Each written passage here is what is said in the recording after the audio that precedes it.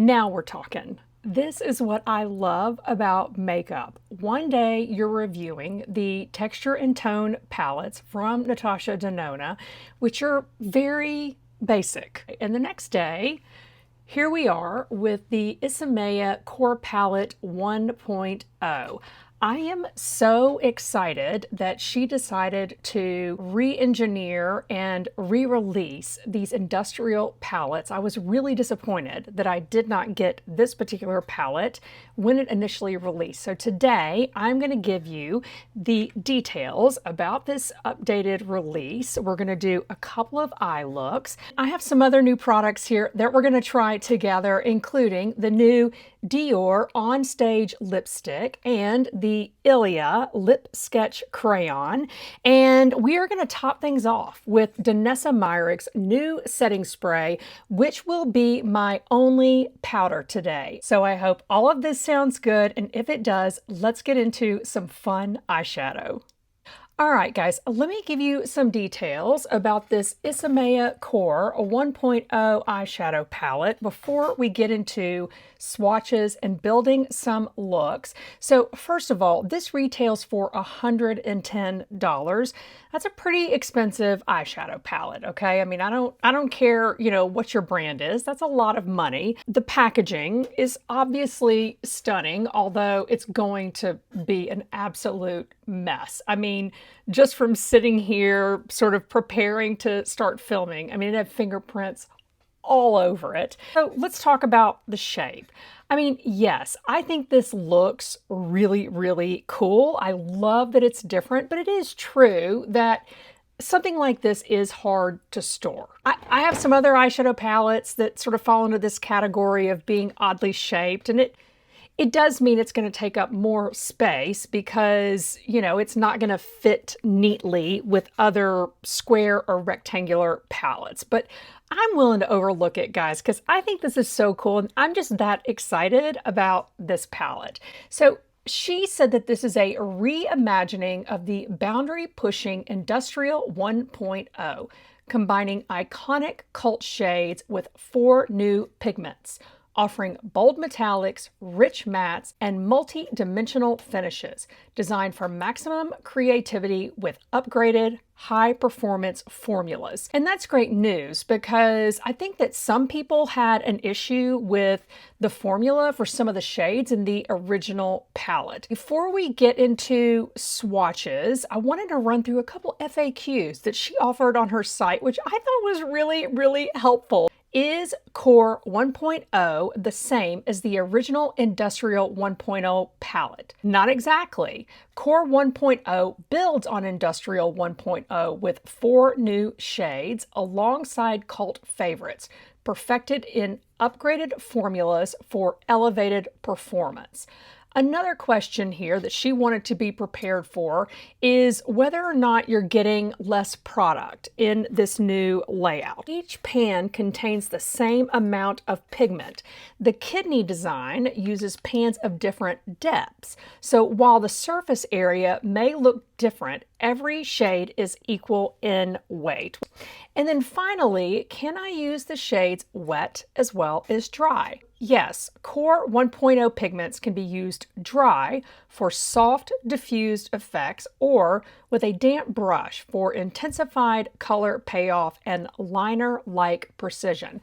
Now, I've never used any ISAMAYA product, so this is definitely going to be a really fresh take on these formulas. You're probably going to see me try some things that don't work, but I think that's just how it is anytime you're trying a new brand, new formulas. I am going to swatch. I will try my best to give you the shade names as I go through. So I'm just sort of swatching my finger into these first 4 and very quickly noticing the different textures. So that is what they look like. 2 of these in particular, the more sort of goldish green shades here, felt just really soft and buttery, whereas these next 2 shades, the purple ones there, felt more loosely packed. So let's get these on my arm.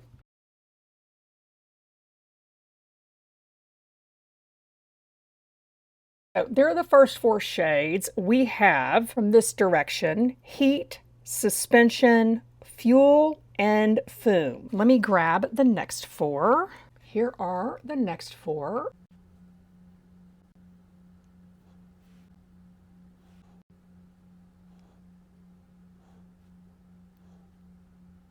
Here we have Fetish, then Initiator, Ultraviolet, and Motor. Now we're grabbing the last two around the bean.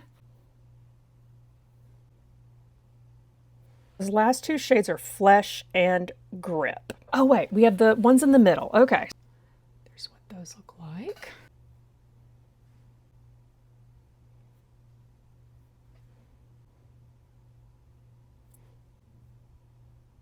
There we have Leather, Sweat, Brass, and Whip. From the colors to the packaging to the shade names, I mean, it is a whole vibe. It does say rich matte, and I only saw one matte, and that's the black.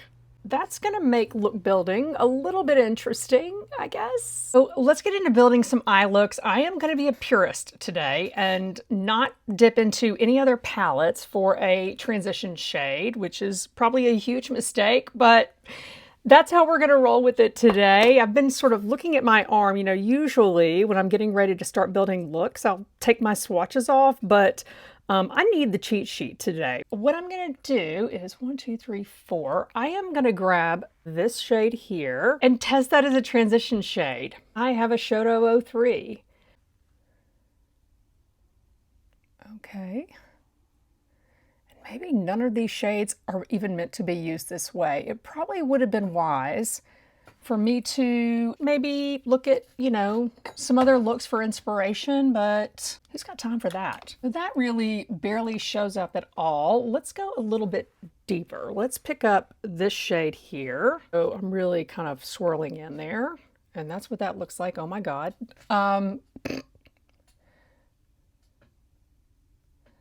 Okay, I just remembered wetting the brush. I just remembered. Okay, so that is what we're going to try next.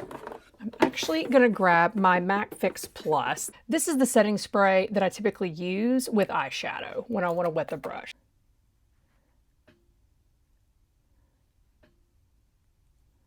So it's a really, really beautiful shade. It's like a blackened gold. That definitely helped. To go beside that, I am going to pick up some of this shade here. This is one of the ones that, I mean, just feels like silk when you dip into it.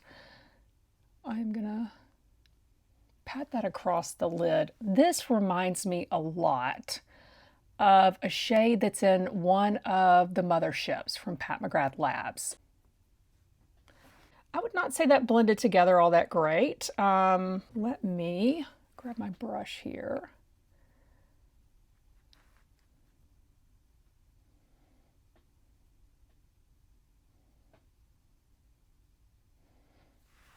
All right, I'm going to pick up some of this one next. That is what that looks like. Hold on, I want to try another one. And then I've got that one. Let's do that second one. Wait, is that what I just put on? No, it isn't. That's actually different. It's right next door to it. It's here. But it is a different shade. Let's go ahead and do some liner. I am going to grab a Refer 23 and pick up some of that black and put down a little bit of liner here.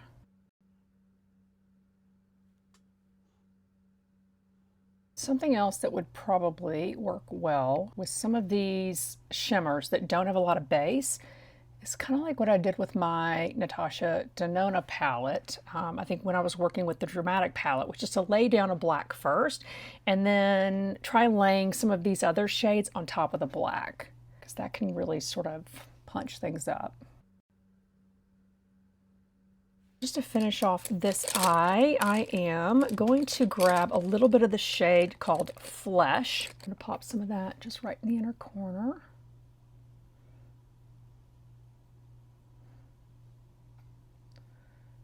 And swoop it up like so. There we have the first eye. Let me throw some liner on over here. I actually have a new liner product that I wanted to talk about. If you've been watching me, you know that I almost always use the Endless Cacao pencil from Makeup Forever along my lower lash line. This helps me start to build some depth and shadow before I go in with mascara. I saw that Sarah Creal had launched this Eyes Up Creamy Kajal Long Wear Eyeliner, and that it was available in the shade Everyday Taupe. I have been sort of testing this out up against my Holy Grail. Second one here is the Sarah Creal. This Sarah Creal eyeliner comes in 3 matte and 3 shimmer shades. It is $35 for 1.2 grams. That's a pretty expensive eyeliner. According to Sarah Creal, this is the first eyeliner made for eyes over 40.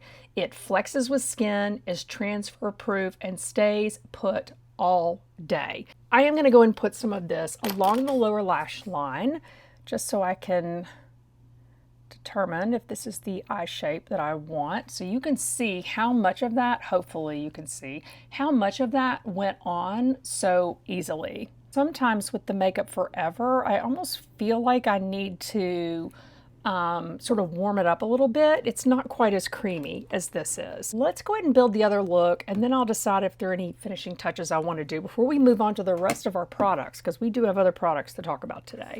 Our second look. Well, you know it's got to be a purple look, right? I am going to start off with this shade here, and I am going to wet my brush and I'm going to put that in the outer corner. This is a Shoto 00, and this brush is kind of wispy at the end, so I probably could have picked a better brush. I mean, if I were applying it dry, it would actually be perfect, but for applying wet, you probably don't want something with these little wispies at the end.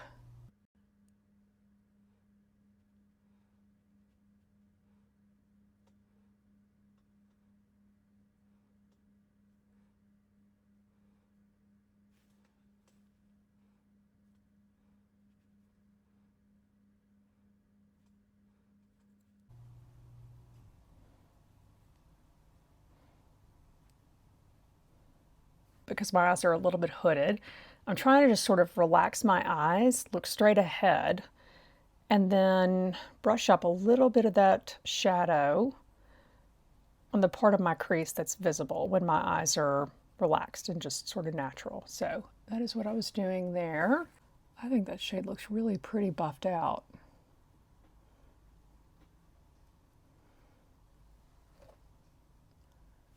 Let's grab purple, shall we? We are going to go for the purple that has the most pigment, I think. That is this purple here.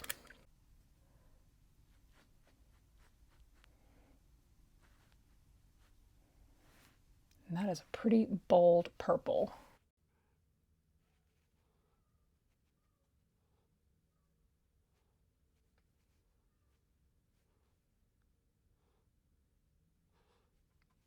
And I'm thinking about Pat McGrath again, guys. I cannot help it, because as I was putting this purple on and I was thinking about this shade, it made me think of Midnight Sun, which I think has both a purple and an orange, and I've actually worn them together and it looked really, really good. It's just weird how much like I'm being sort of drawn back to Pat. Should I put this on? I mean, I don't have a lot of time for mishaps here today.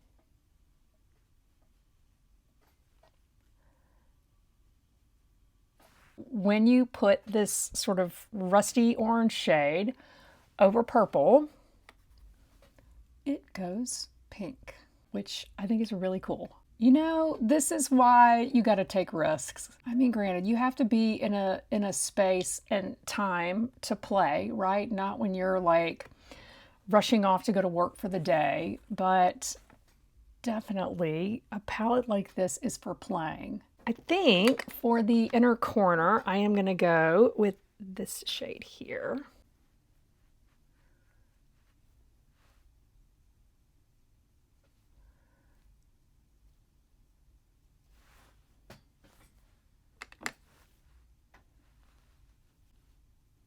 I just want to put some of that same shade down the center here. I just want to see what we can do now with both of these. Add it on top of this. It adds sort of that blue hue to that green, which I really think helps to break it up because it was all like same.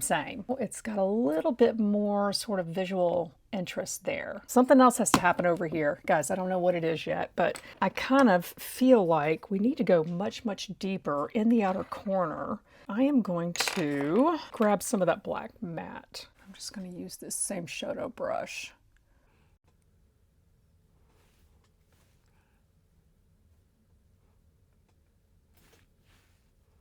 I am grabbing some more of that really vibrant purple. I feel like I lost a bit too much there.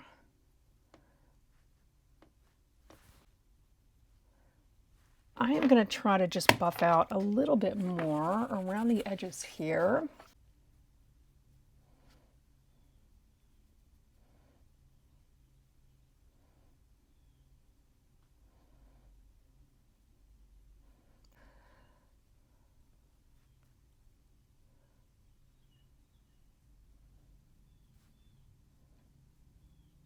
I do feel like that went a little too dark.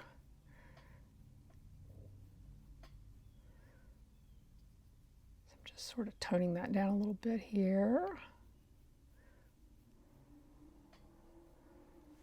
It almost reads blue, I think. Let's throw some eyeliner on over here as well.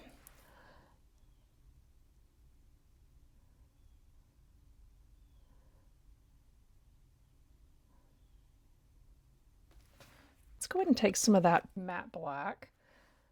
See if I can add a little bit of a line here.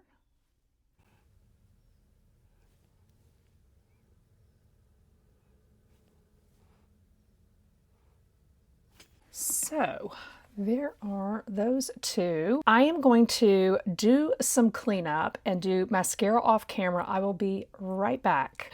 All right, guys, I have done more than mascara, clearly. I also went ahead and did foundation and concealer because I want to make sure that we have time to really focus on all of the newness.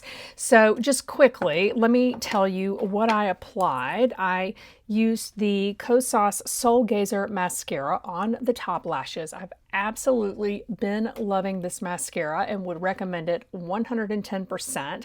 On the bottom, I used the Swede Cloud Lash Mascara, also highly recommend. And then I purposely picked a Radiant foundation for our little test today. I went with the Architecture Radiance Foundation by Tom Ford, as well as my Holy Grail Concealer from Tower 28. The reason that I did that is because this is not just your average matte setting spray. Danessa says you actually use this in place of powder. So I was like, I am going to very purposely go with a Radiant foundation. But before we get to this, let's do blush. I mean, you know that we have to do blush together. So this is the blush we're going to be using today, and everything will be listed down in the description box per usual. So let's get this blush on.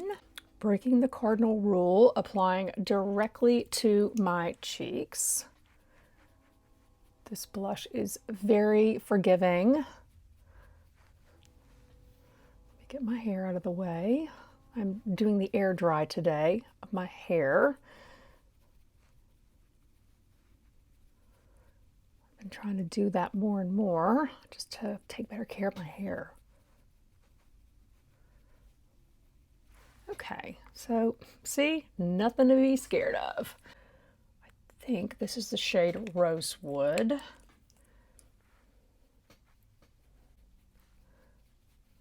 Now, hopefully I do not mess this side up after I went on and on about how this was goof-proof.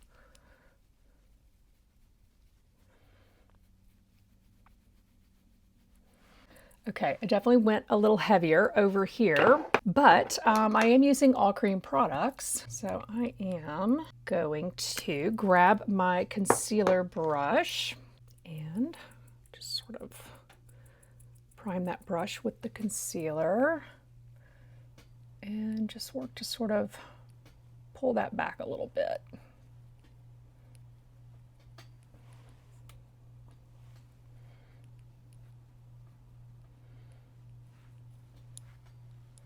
Okay, I think that looks a little bit more even now. What do you guys think? Hold on. Boop, boop, boop, boop.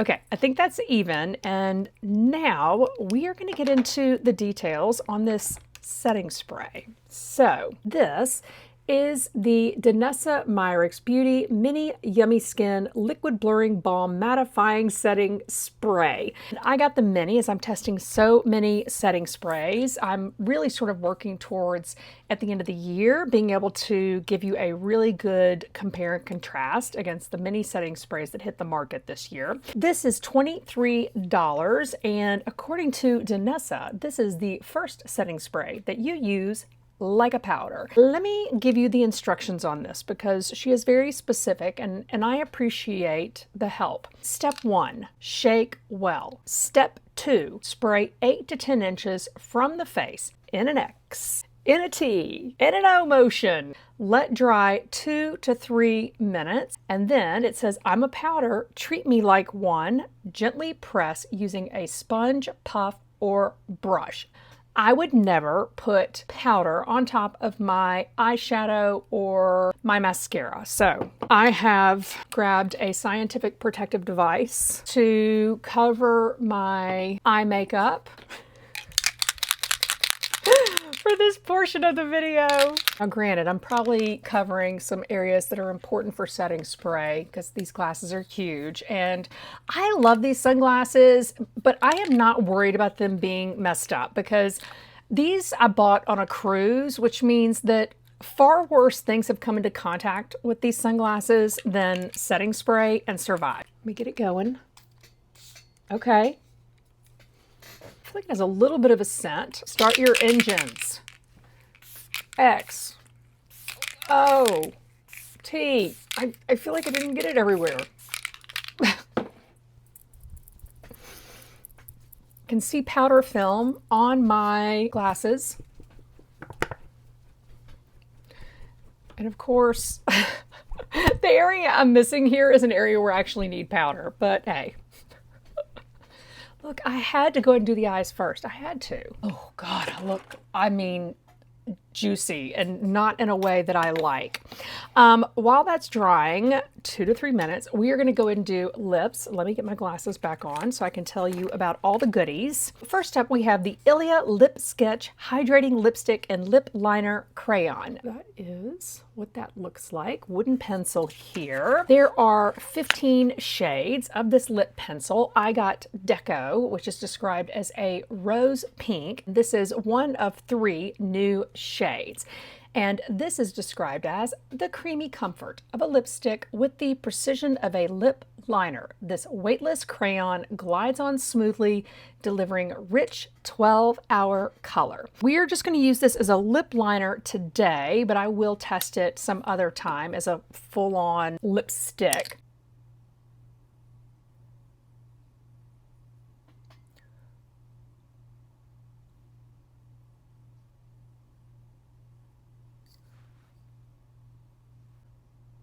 That's a thick line.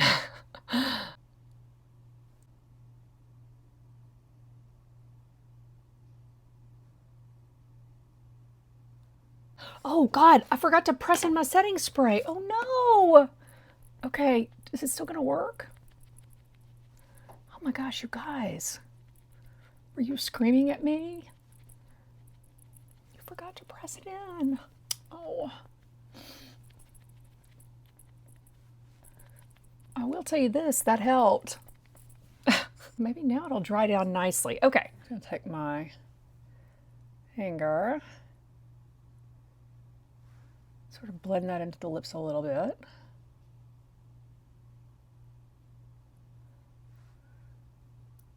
The lipstick that is on tap for today is the Rouge Dior On Stage lipstick, and this bad boy retails for $48. That's expensive, okay? This is available in 10 shades, and I got Iconic Rose. This lipstick promises ultra long wear shine, 24-hour hydration, and intense comfort. It's interesting because that looks, I mean, not fully matte, but that's certainly not a very moisturizing looking lipstick. So let's check it out. Oh, typically I don't like it when I start to put on a lipstick and it pulls my lips. To me, that does not scream luxurious comfort. But it does feel really, really comfortable on the lips. I'm not sure about this color on me. I mean, it's rose, but I don't know. It doesn't look as pink on me as what I think of for rose. I feel like it looks a little peachier. You guys, let me know in the comments, okay? I would really, really appreciate that. Here we have our final look. We have the new ISAMAYA Core 1.0 eyeshadow palette. Loving it. Loving it. You know, yes, eyeshadow is practical, can be quick and easy and just sort of elevate your look just a touch, or it can be something that, I don't know, just sort of fills you with this sense of sort of excitement over this creativity that you can put right on your face, where you can be the artist. And that's kind of what this palette brings out in me, that feeling where I want to play. I think the biggest sort of moment for me was when I applied that shade that looked like sort of a rust, very orange, and the minute it hit that purple, it turned pink. And I was like, who knows what I could do with this palette? Seriously, that is what I thought. Just the ability to immediately transform the way that it looks. So I am really, really excited.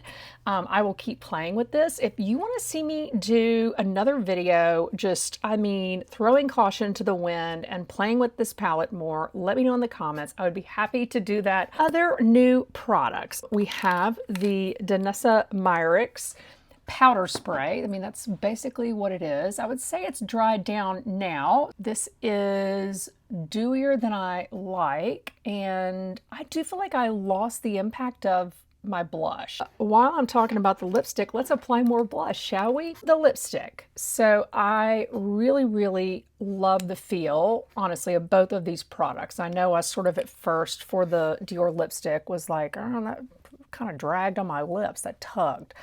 But once I started to apply it, it felt perfectly, you know, creamy and smooth. It feels very, very comfortable right now. It doesn't feel dry.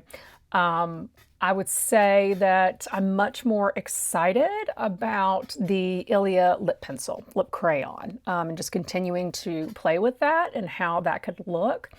As I said, I don't know about the shade on me really for either product, but I'll have to see how this looks out in sunlight and when I watch this back. That is everything that I have for you guys today. Thank you so much for watching. I hope you enjoyed this video, and I hope that it sort of spurred in you maybe, you know, the desire to just go play with your makeup, have fun. At the end of the day, we all need time to be kids again, and makeup certainly, I think for me, unlocks that. If you liked this video, please give it a big thumbs up. It really helps me a lot, and I hope you'll subscribe if you are not subscribed. And I look forward to seeing you next time for more makeup fun. Bye.